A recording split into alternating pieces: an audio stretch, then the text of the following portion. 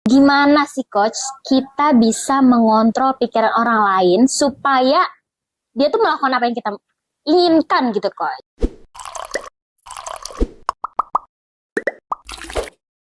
Halo Sobat NLP, balik lagi di NLP for Business untuk Indonesia. Nah hari ini kita mau cicat lagi nih bareng Coach Antonius Arif. Hari ini topiknya agak-agak ngeri.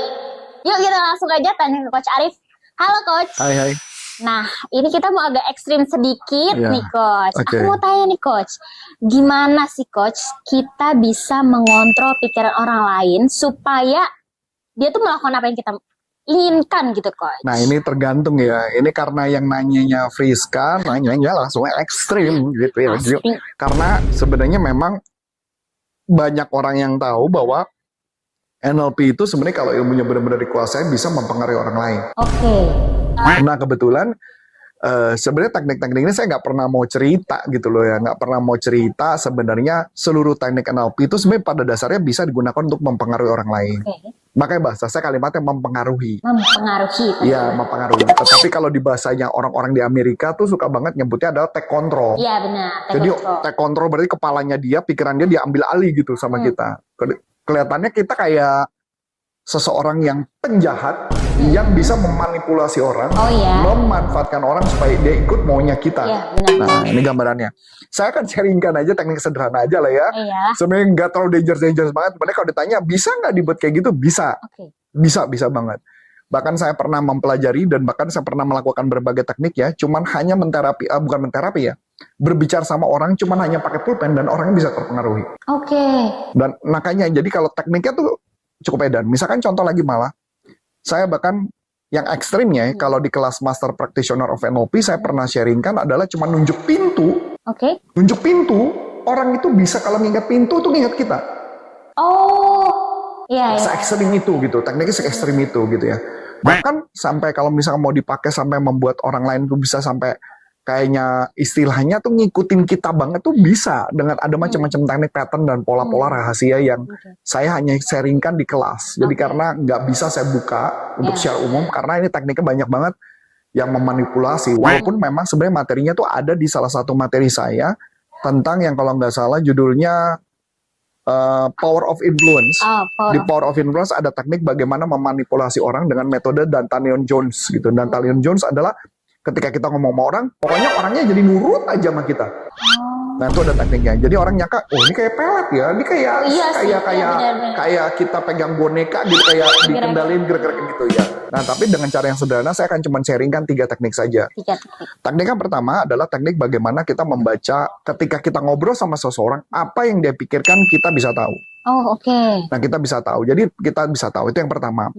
Yang kedua, kalau ketika kita ngobrol sama seseorang, kita bisa membuat orang itu kita mengikut maunya kita. Dan ini teknik ini banyak banget dipakai buat hypnoselling. Oh oke, hypnoselling. Ya, hypnoselling. Cuman hanya saya tidak terlalu suka dengan istilah hypnoselling, walaupun sebenarnya banyak banget pelatihan yang minta hypnoselling. Kenapa? Karena menurut saya teknik hypnoselling itu tidak sehebat itu gitu. Walaupun sebenarnya tekniknya kalau mau diperlakukan atau dilakukan dengan benar, memang bisa sedahsyat itu.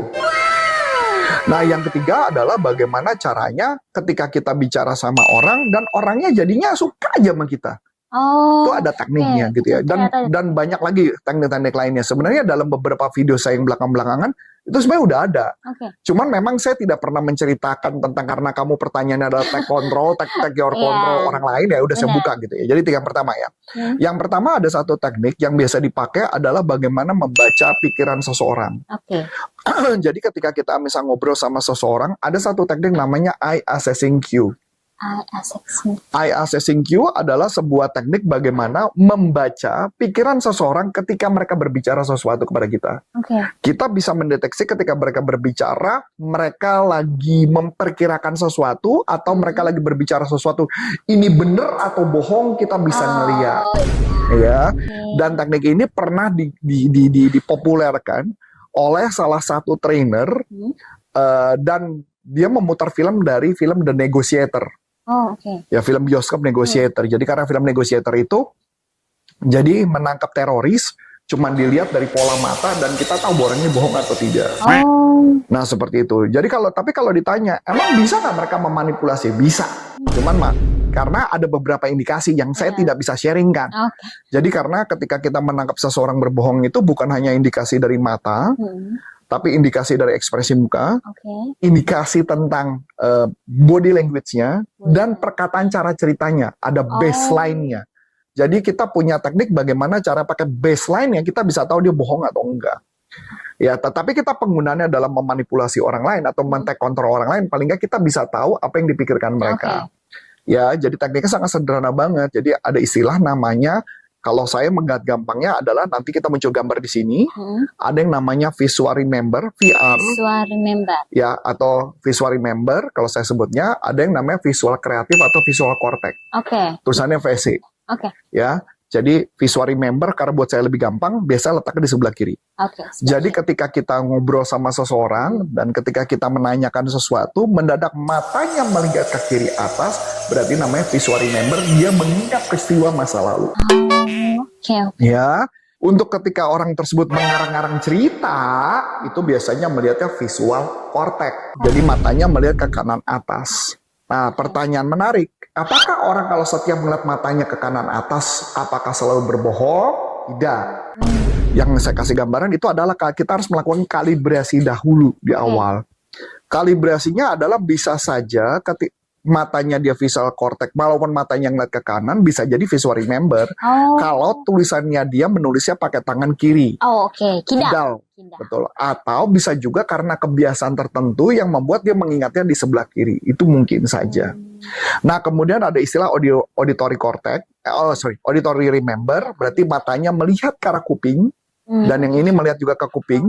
Kalau dia mengingat masa lalu, mendengarkan suara masa lalu, maka dia akan melihat ke kuping ke arah sebelah kiri. Kalau sedangkan dia menciptakan satu buah suara tertentu adalah kuping sebelah kanan. Nah, memang kalau dalam penggunaan kita bisa pakai bukan hanya untuk cuma mendeteksi kebohongan, kita bisa menghilangkan trauma cuma dengan hanya gerakan mata, bahkan kita bisa menggunakan metode-metode tadi itu bahkan untuk mampu mememorize sebuah informasi dengan cepat gitu loh. Dan kemudian ada yang namanya auditory digital. Auditory digital atau auditory kalau kita ngeliat ke bawah itu namanya auditory digital atau AD, atau sama dengan dia bicara sama diri sendiri. Misalkan saya ngomong sesuatu sama kamu, gimana Bu, kira-kira Anda mempertimbangkan produk kami? Kemudian orangnya mikir. Misalkan kita bilang, Ibu lagi mikir ya? Apalagi dipikir? Ya orangnya kaget. Kok bisa tahu saya mikir? Padahal enggak. Saya ngebaca matanya. Nah, begitu juga dengan yang tadi sebelah kanan. Kalau kanan kan visual cortex atau visual kreatif, auditory cortex, dan yang terakhir adalah kinesthetic feeling. Kalau dia lagi ngeliat ke bawah, kita bisa ngomong. Gimana Bu? Perasaan Ibu? Kok tahu saya lagi ngerasain? Saya tahu kok Ibu lagi merasakan sesuatu. Wih, canggih banget. Padahal enggak. Itu karena kita membaca dari pola mata. Ya, nanti gambarnya ada di sini. Ya, itu yang pertama. Yang kedua adalah metodenya bagaimana caranya mempengaruhi orang lain dengan cara mengikuti gerakan tubuhnya. Mengikuti gerakan tubuhnya teman-teman. Betul. Yang disebut namanya matching dan mirroring. Saya kasih contoh ya pengertiannya. Coba kita kakinya kamu begini, misalkan contoh ya. Kalau misalkan coba tangan kamu dilipat begini ya, maka saya akan melakukan gerakan yang sama. Ini yang disebut namanya matching dan mirroring. Nah, dan saya ketika mengikuti seseorang harus diberikan waktu 3-5 menit. Coba kita lakukan ya. Jadi gerakannya 3 gerakan ya. Tangan dilipat, kaki dilipat, tangan begini. Terserah ya. Yuk, misalkan. 1. Nah, ketika itu tetap kita ngobrol, baru kemudian kita ikutin. Tunggu 2-3 detik. Ya, dan terus ngobrol sama orang yang ngobrol, dan kemudian dia melakukan gerakan. Perhatikan teman-teman, mudah-mudahan kakinya kelihatan dengan baik. Kalau misalkan gerakan saya seperti ini namanya matching. Karena sama-sama kaki kiri. Kalau saya geraknya gini, namanya mirroring, sama dengan seperti di cermin. Kalau ditanya matching mirroring mana yang penting, enggak sama aja. Yang penting Sama ngelakuin. aja. Oke. Oke, gerakan ketiga masuk. Satu Oke, lagi. gerakan tiga. Setelah Mm-mm. ngobrol-ngobrol, kemudian saya bisa saja pegang kuping. Walaupun sebenarnya esensinya Anda megang dagu, Oke. saya megangnya di kuping. Kuping.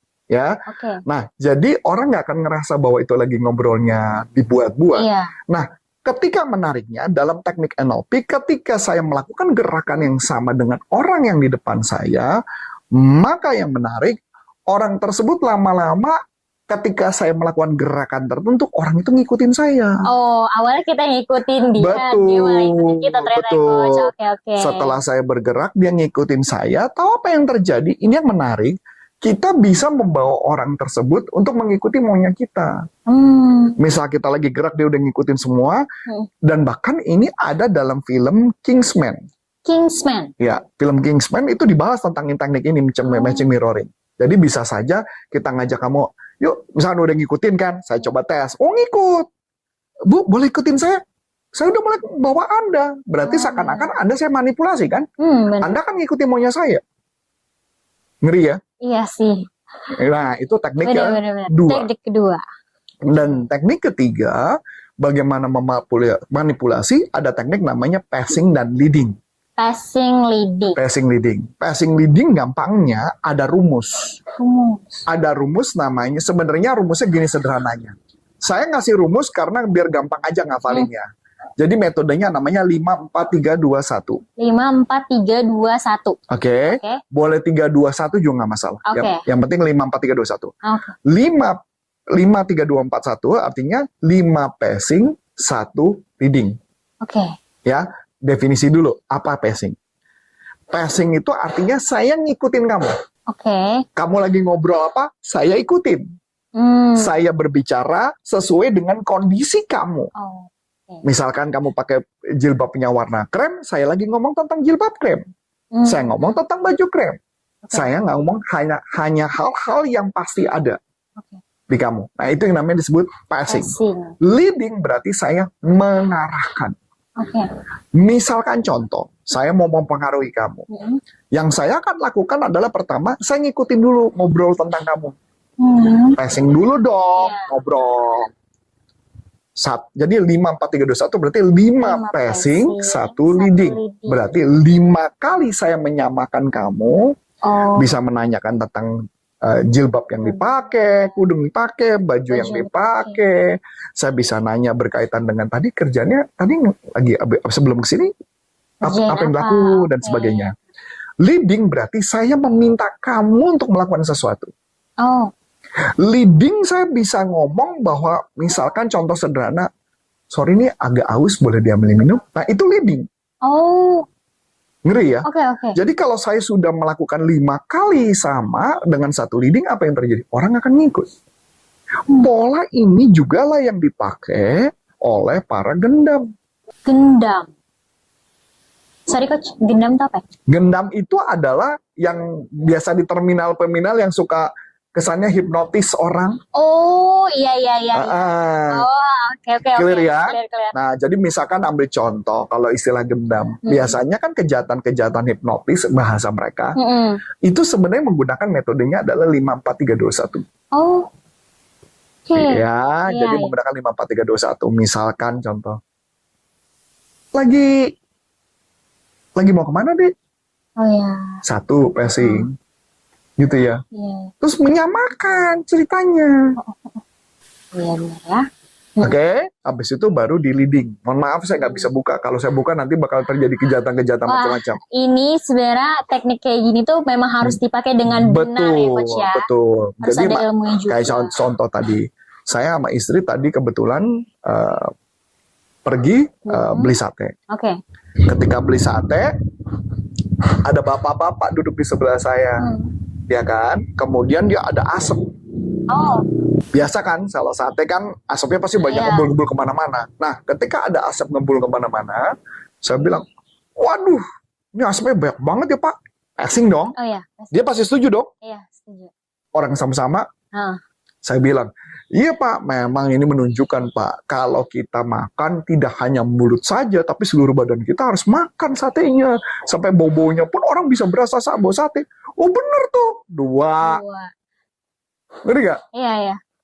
Ya kalau saya lanjutin terus ngobrol sampai 5, saya ngomong apapun berikutnya saya bisa kendalikan dia. Oh.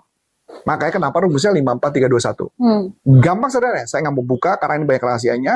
Yaitu ada 5 passing, 1 leading. Lanjutkan kedua adalah 4 passing, 2 leading, 3 passing, 3 leading, 2 passing, 4 leading, 1 passing, 5 leading. 5 leading artinya apa? Saya sudah memegang peranan tertentu. Dia ngikut maunya saya. Oke. Apapun saya lakukan, dia nurut. Oke. Menarik ya. Coach. Padahal teknik-teknik yang sangat sederhana bisa mempengaruhi seorang lain. Tinggal bagaimana cara kita menggunakannya. Iya, benar, setuju. Masuk akal? Masuk akal. Bisa dia dipakai buat ke anak? Bisa. Bisa. Dalam lingkungan kantor pun juga sebenarnya bisa ya Coach ya? Sangat bisa. Itu baru teknik sederhana. Dan memang ada teknik yang namanya forbidden pattern pun ada. Teknik yang dilarang pun banyak banget. Jadi itu adalah salah satu teknik yang bisa kita gunakan bagaimana mempengaruhi orang lain dengan lebih mudah. Oke. Nah teman-teman, ini tuh semuanya sebenarnya bisa banget teman-teman pelajari. Pelajarinya itu memang harus digunakan dengan benar dan ada ilmunya teman-teman. Nah, ilmu ini tuh sebenarnya bisa banget dipelajari sama teman-teman. Ilmu ini sangat amat berguna, nggak cuma untuk di bisnis aja, tapi di parenting bisa, untuk lingkungan kantor sesama teman-teman kantor juga sebenarnya bisa banget teman-teman. Nah, teman-teman bisa banget ikut di kelas License Master Business Practitioner of NLP by Dr. Richard Bandler, tentunya diajarin bareng Coach Antonius Arif. Jangan lupa ya teman-teman, kalau misalkan teman-teman mau banget nih belajar NLP, mulai dari basicnya ataupun yang advance-nya, bisa banget hubungi nomor handphone yang ada di caption. Bener nggak Coach? Oke, segitu dulu chit-chat bareng Coach Antonius Arif dan Friska. Sampai jumpa lagi dengan saya Friska dan Coach Antonius Arif, NLP for Business untuk Indonesia. Bye-bye.